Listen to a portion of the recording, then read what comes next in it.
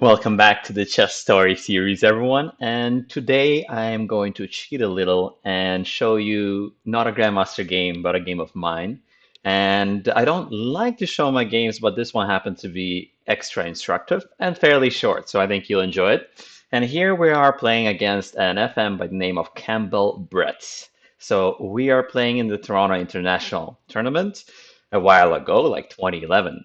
And here we started with a French. And one thing you'll see in this game is that the kings will castle opposite sides, which starts the pawn storm. And with pawn storms, it's always a race, right? And in this game, the race didn't go white's way. And you'll see how black's pieces just took over because we attacked a little more than them. We started attacking first, and we finished attacking first, too. Let's start. We have the French defense, and instead of the normal moves like pawn d4 and then defending the pawn sometimes, we have the King's Indian attack. White is saying, how about I keep the pawn here, you can't hurt me, and I'll just keep taking out my pieces, castle, and get you later with a very slow siege. Now, I wanted to strike at the center right away. We say, hey, how about we trade queens? How do you feel about a queen trade? No? You don't like queen trades? Fine. You defended it with the knight, so I can no longer get your queen, but I can always get other things. For example, more attackers on that center, more pressure on poor e4. And even as you do happen to defend the center, even as you get more squares with that knight, we can put more and more pressure on e4. The whole house is coming down on this poor guy. With the bishop on b7, we're starting to put more pressure so that white was forced to get the pawn chain going on the dark squares. They could try to play something like queen e2. They could play queen c2, but this is kind of strange. Like, what's the queen doing here? What's the queen doing right now? This is actually playable with the bishop coming on g2, but he decided he wanted the center anyways. So my bishop is not happy about it because, yes, I am stuck looking at the pawn chain. Yes, my bishop is buried under this mountain, but hey, one day the mountain may disappear. And our job for the rest of the game is to remove the mountain out of the way. Okay? This knight is not exactly happy either. He wishes he could be like on e4 or something, but I didn't have that option. So we had to swing him to d7, and now the knights have to try and attack that center. So we strike at the center and put as much pressure against all that space that we can. All right. If the center gets to stay on, if the center gets consolidated, gets built up, and they can defend it, they're just better. Okay, imagine if the pawn ends up on f4, bishop is on e3, queen is like on f2, bishop on d3, king is castled. They're just gonna mate me. And we're in big trouble in the middle game and end game. So we can't let that happen. We have to take down these pawns. So, bzz, bzz, pawns, how do you feel about getting destroyed? And soon we're coming for e5 and d4 with the knights and f6, as you'll see soon. The king decides to castle. Maybe the rook can help out. Maybe the knight can help, the queen can help, and it seems pretty stable. But if you look again, can that knight really go anywhere right now? Can he help? Bzz, the fork is waiting. So I keep the pawn here. We don't release the pressure. Taking only helps them. As long as I have the pawn, I can always fork and say, come on, knight, come to b3, let me fork you. If we release the pressure, then we lose the options. Then we can't do this anymore. We can't pawn storm. It doesn't help me to take at any point. If I push, likewise, a lot of kids say, ooh, Mr. Mike, it's a pretty pawn chain. No, it's not. It's an ugly pawn chain because the mountain we were trying to destroy just got a little higher. And now we have to climb an even higher Mount Everest. I don't want that for my poor bishop. So that's why we go after their knight. I decided, how about we take down your knight? He runs away. We destroy your center. I take your pawn. I take the second pawn. We get the bishop out. And then we castle queenside. And we're just going to checkmate you. And the mountain is falling down. Okay? At this point, white has some problems to solve. Notice how I didn't put my queen here because I wanted to make sure the pawn's guarded. We can get g4 in there. And the knight is running short on squares. That's the only one. Like if you want to trap your knight, all you have to do is play a normal move. And then, suddenly he is losing. Suddenly the knight has nowhere to go. So in the actual game, we get g4. He's trying to cover up, trying to block the pawn storm, but h5. The pawn storm keeps coming. You may say, but what about your king? Your king is not even castled either. Your king is not doing so great. But wait, is anyone coming after our king? Is the center closed? Can they really get him? No. If they can't get him, then what's the big problem? Why does he have to castle? You can say they castle a little early, so we can come after and blow everything up. We can come after the king and blow open his roof. Okay. As for white, Brett tries to close everything up, tries to make sure that the king doesn't get completely naked, and he tries to bring him some friends. Later on, the knight will come, maybe the bishop can come and help, and the king can stay alive. But we open up one file. Already, this is scary. One piece never checkmated anyone, so it's not going to win the game. But maybe one day Queen H1's coming. Maybe when the mountain's broken, Rook H1's coming. All these threats in the air. And that's why I get ready for the transfer. One day we're coming. Not yet, but one day when all the pieces are out, when I castle, then the checkmate's coming. So all I have to do is just develop. Nothing special. A lot of kids, they try to just blow everything up and checkmate right away. No, you're not ready yet. It's not the right time. So I get everything ready. Bishop e7, queen c7, make sure everything is safe. In the meantime, Brett is also doing his thing. Brett is also defending the king, trying to build a fortress, get the knights here, cover the key squares, make sure there is no checkmate, and hello pawn. Uh-oh. During the game, I'll tell you that I was a little scared.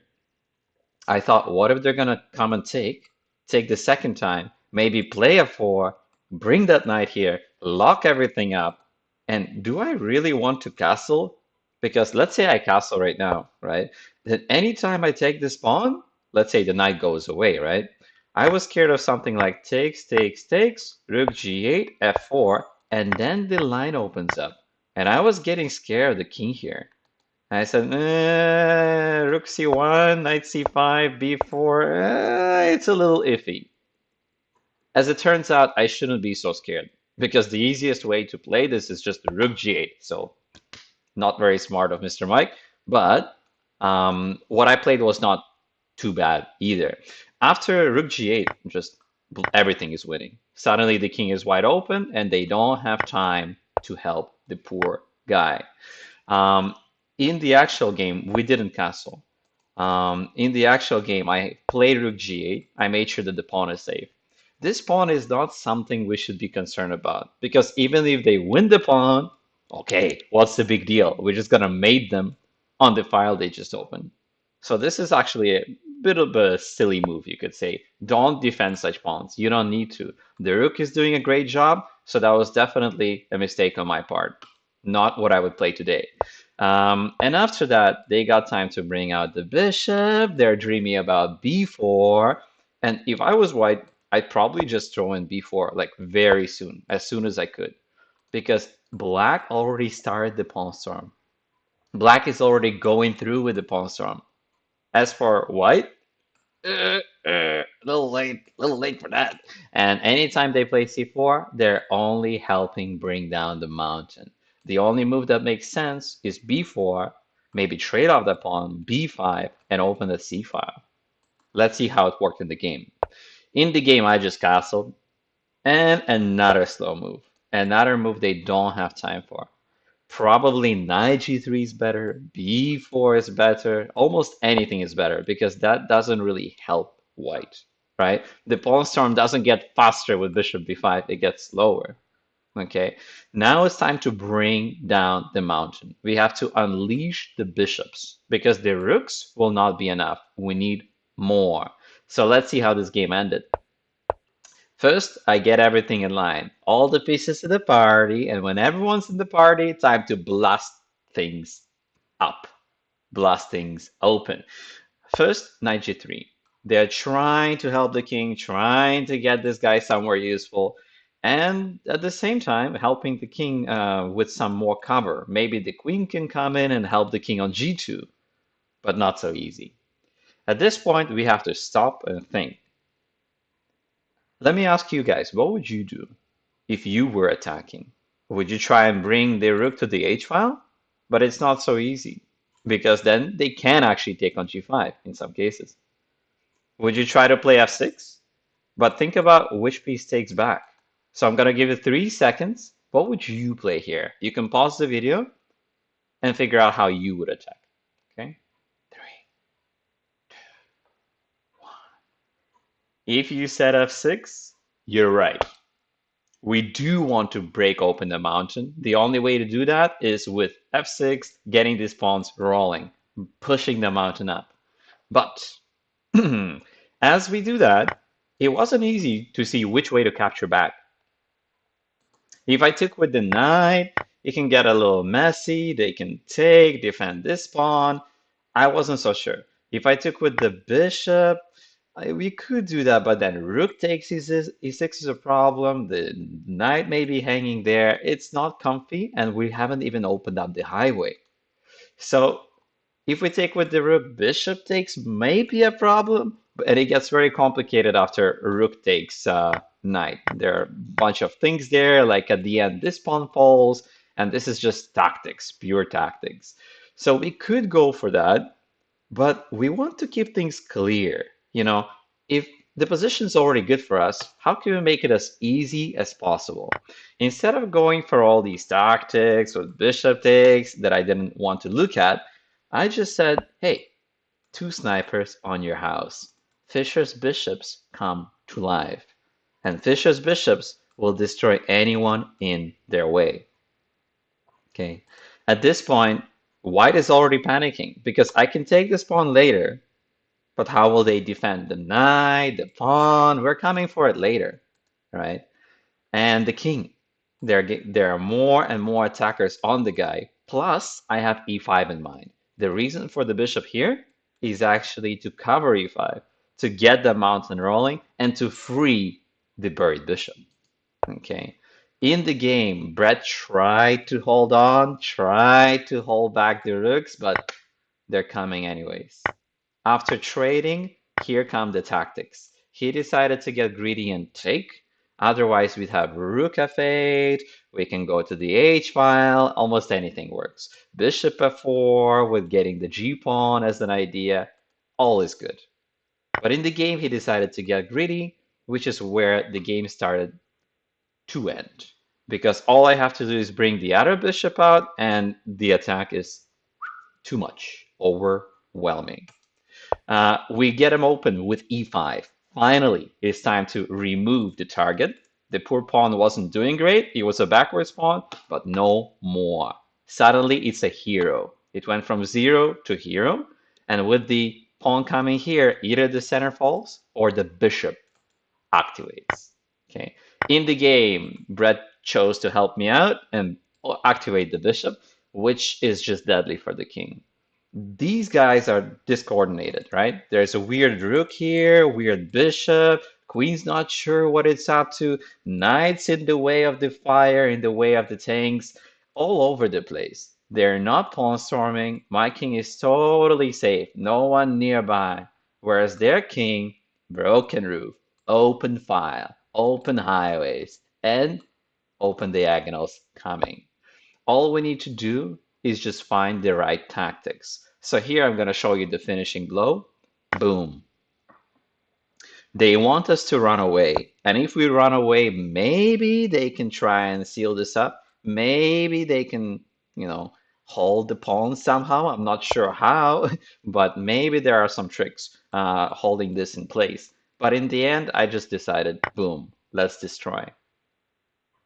Okay. Because after we destroy the knight, if they take tactics, this is too much.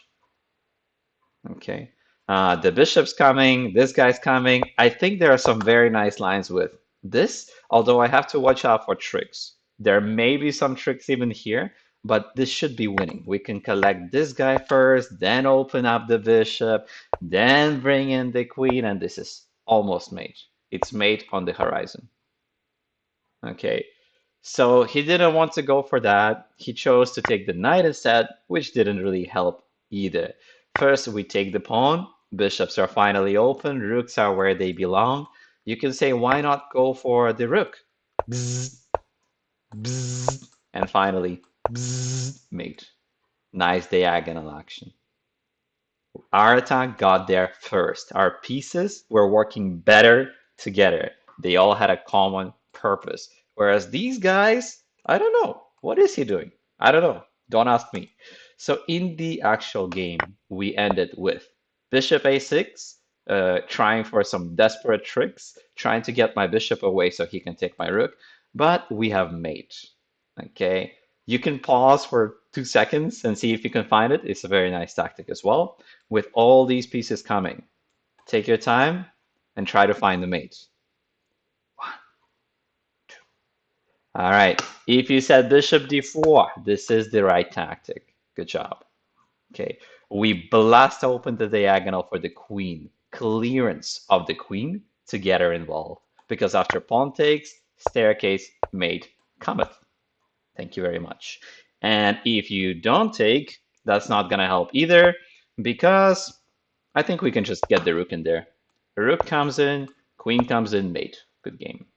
And so that's how our story finishes today, with the white pieces not putting up a challenge because they were a little far and all over the place, whereas our pieces all had a common goal, all focused on the same exact thing, the king. Okay, and when we blast open the files with the help of G4 and H3, which really helped us, we were able to break through.